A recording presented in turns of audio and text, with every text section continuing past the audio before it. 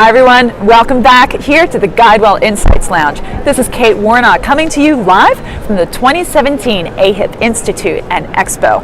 Delighted to have our next guest with us, Donna Green. Donna, welcome to the interview. Thank you. Donna is the CEO of Grand AIDS USA and International, correct? Okay. All right. Donna, tell us how Grand AIDS is personalizing care management for people with chronic diseases.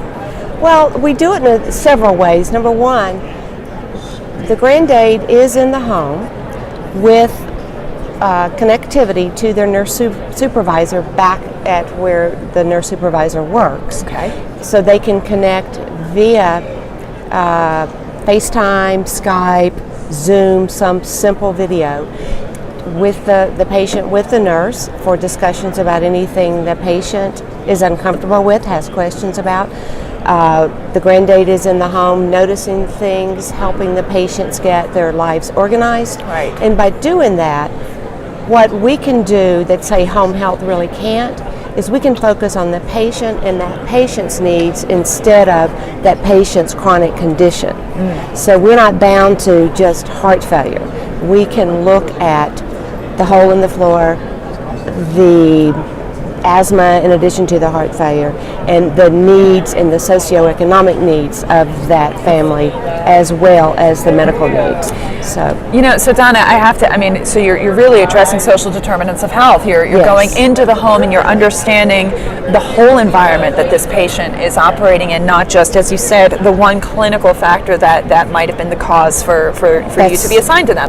That's right. Yep. Right. And we don't have limited, restricted number of visits in the home either. So we can, and we work real closely with home health so that we both can augment each other's services and have someone in the home more days than not. So Donna, tell me about the kind of individual that you hire to be a Grand Aid. What are you looking for? What's the skill sets? Our Grand Aids can be anyone that's not a licensed professional in healthcare. Okay. We typically recommend that it is a certified nursing assistant, and the reason for that is CNAs love to work with patients. They have a unique characteristic in being able to relate to people in a respectful yet professional Right. way, but not so professional that the patient feels like they have to put on the right show. Understood. Yeah. They can be themselves. They are. Yes. That's exactly right. Yes. And so we look for someone that's very kind, caring, kind of like a grandmother. That's why we're Grand Aids. Yes. To have those characteristics: tough love. I love you. I care about you. I'm here for you. Right. Kind of.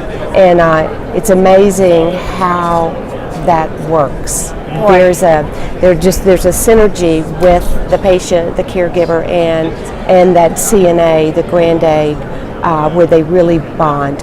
I noticed I was fortunate enough to be able to go on a home visit a couple of days ago this week with one of the Grand Aids, and it was a new patient, and it was very refreshing for me to see how quickly the spouse of the patient and the Grand Aid bonded, and the spouse was able to say the things they wanted to say. Boy.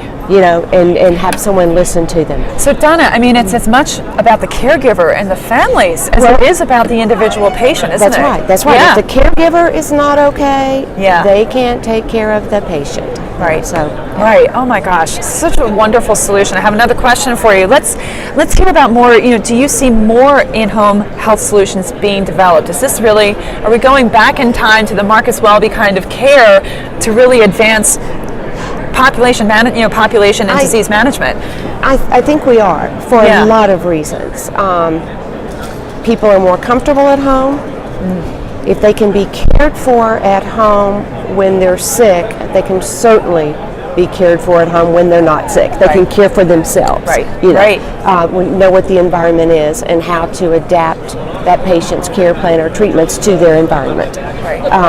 The other thing too is with technology, and we're learning that people don't have to be an RN or an NP or an MD to do a lot of things in healthcare. Right.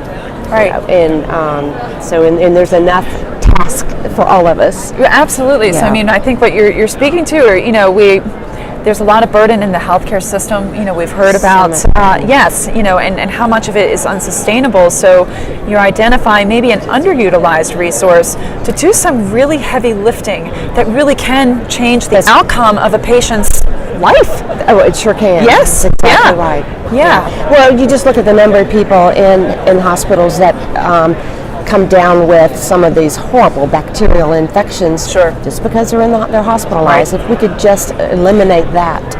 Oh my gosh, I think you're onto something. So, all right, Donna, a couple more questions for you. I'd love to ask. So, how can we ensure the maximum number of people benefit from receiving care outside the clinic setting? Well, I hate to say this, but the fact is, funding. Yeah. There's so little funding for care in the community and care in the home that it takes a lot. Like most of the programs, the grant aids that we do, are sponsored and paid for by hospitals, so that the patients of the hospital care is better in the home. Right. Therefore, help them to continue to heal. Right. And Right. that's a cost to the hospitals. Right. So between the insurance companies and the funding sources, and Medicare, Medicaid, and our private insurers, that's we're going to have to turn that way for some reimbursement. And Donna, I know that's why you're here at AHIP, is to help advance that conversation. That's and I know right. that our viewers are hearing this and processing it. It certainly makes a lot of sense to me. So I know there's a big change that will have to happen. But I have one more question before we let you go. In researching your background, I see that you began life in your career as a nurse. And Yes. I know... And I'm still a nurse. And you still are. And Yes. that's fantastic. I'll always be a nurse. So, place in our hearts for nursing professionals. I wonder if you have any advice for nurses who are really looking to take more of a leadership position in the health industry. What can you tell them? Get involved. Okay. Get involved, and if you're working in a hospital, get involved in as many committees as possible within the hospital, because if you do that, you'll find your passion. You will find your passion and be able to work in that direction. And look for wonderful mentors like yourself. I would imagine that you're there to help foster. None of us would ever make it without a great mentor. Right. Yeah. Right. Elsie. I'm sure Elsie knows me, and she just got a little shout out. Well, Donna, thank you so much for sharing your time with us here at the Guidewell Insights Lounge, and hopefully we'll get to see you again. I hope so too. I'd love to. So, everyone, this is Kate Warnock. I know that we're going to be up with another interview. Please keep watching us.